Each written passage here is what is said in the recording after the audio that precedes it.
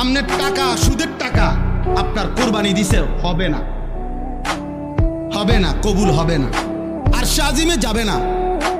আমনে মসজিদে মাদ্রাসায় অমুকখানে তমুকখানে 50,000 টাকা দিছেন, কিন্তু টাকা যদি হয় হারামের, টাকা যদি হয় সুদের, টাকা যদি হয় ঘুষের, টাকা যদি হয় কিস্তির, তো সেটা আসমানে যাবে না, সেটা কবুল হবে না।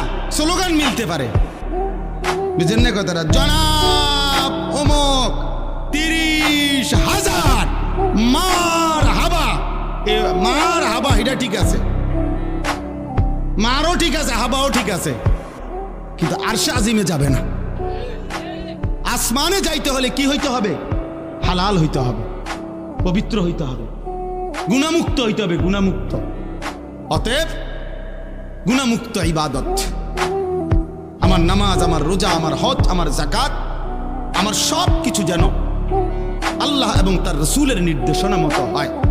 আল্লাহ আমাদেরকে তৌফিক দেন, কবুল করেন।